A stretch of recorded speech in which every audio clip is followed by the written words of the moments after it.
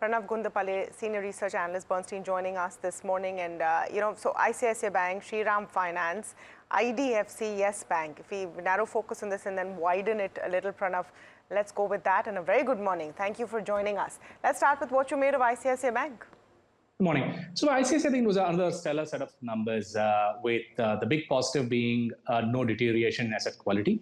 I think that was the big positive. And again, the bank managed to keep its ROA at 2.4%, helped by the low credit costs and OPEX, also OPEX growth staying low as well. So I think overall a positive set of numbers. A slight disappointment on the growth front, maybe slightly lower than what was expected. But if you look at the CASA growth that they've reported, not just this quarter, the last 3 quarters, I think that more than offsets the disappointment from the headline number being slightly lower than expectations. Okay, I'll circle back on ICICI, but I want to know what you make of IDFC First Bank and the commentary surrounding that microfinance space, because really that is the talking point for IDFC First Bank as well.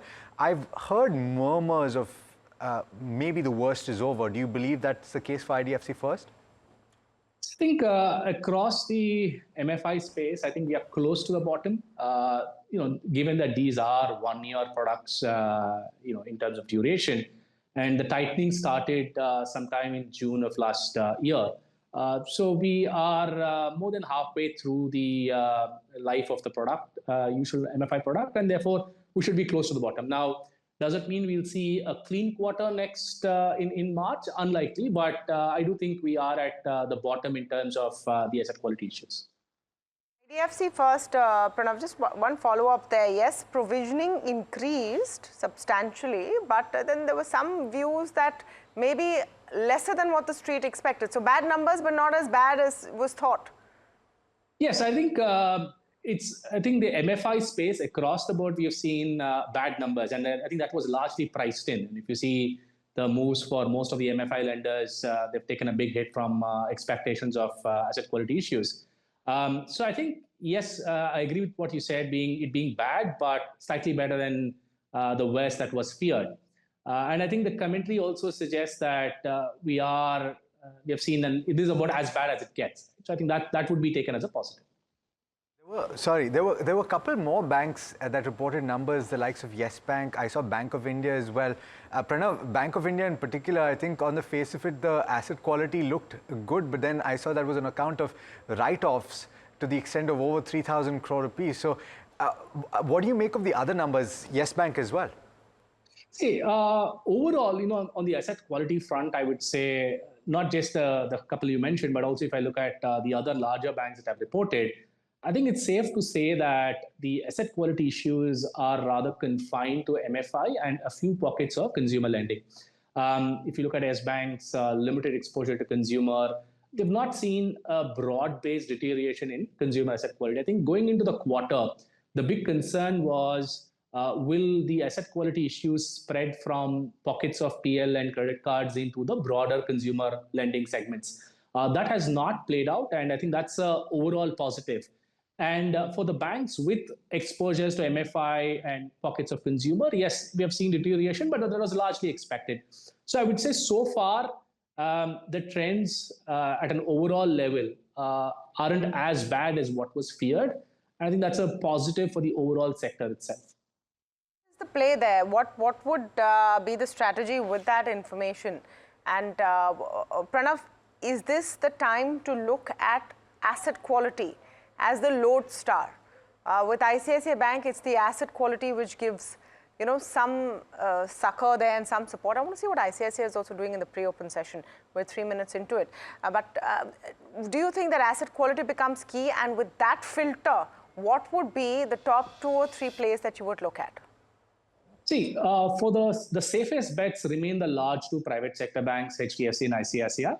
I think in a couple of quarters, we should, or maybe even within a quarter, we should be looking at opportunities to bottom fish, because a lot of the lenders have taken a big hit in anticipation of asset quality woes. For example, IndusInd is almost trading at 1 times price to book due to the fears on how bad the asset quality in the MFI segment will play out. I think with the MFI troubles seeming to come to an end, that might be the time to go bottom fish at some of these names. Like IndusInd is something that we like as a 12-month trade idea. And of course, in terms of staying safe and staying on the good side of the asset quality issues, I think it remains the large two banks, HDFC and ICICI. Talk to you quickly about Yes Bank, because those numbers optically looking good.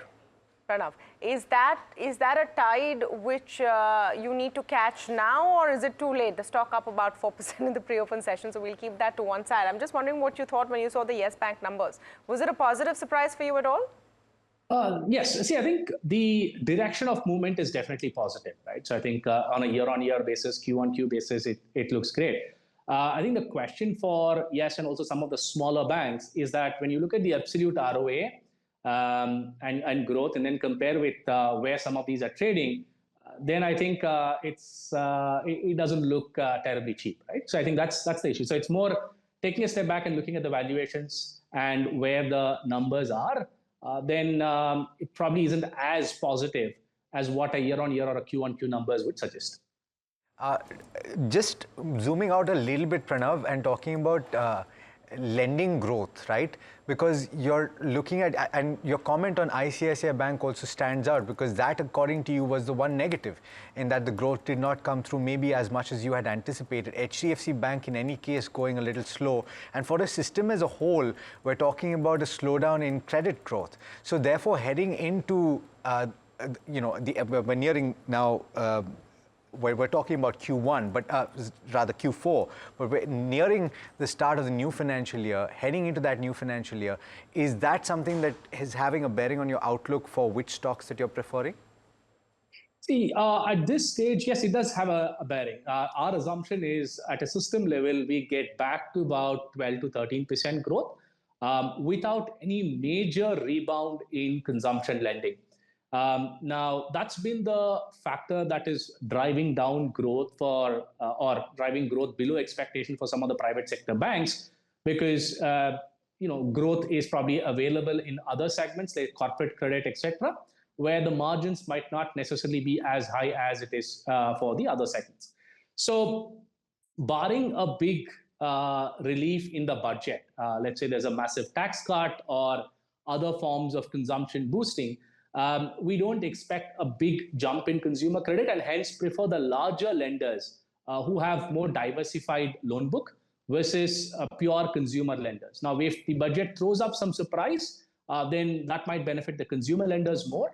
But otherwise, in our base case, we prefer the larger diversified lenders.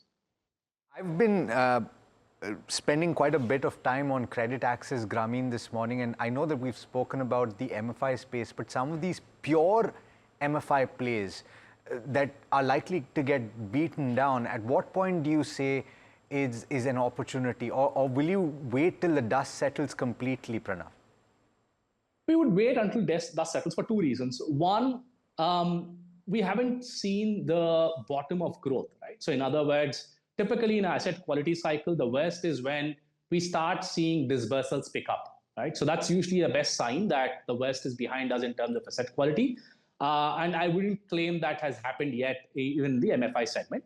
And second is, we haven't, again, heard anything from RBI yet in terms of regulation. All we've heard is MFIN come up with a few changes, which again have been pushed out to a later date. So I think a regulatory clearing event or a pickup in disbursal growth would be the catalyst that I would look for before jumping in and trying to bottom fish for pure MFI lenders. Thank you so much, Pranav. Always a pleasure to speak with you.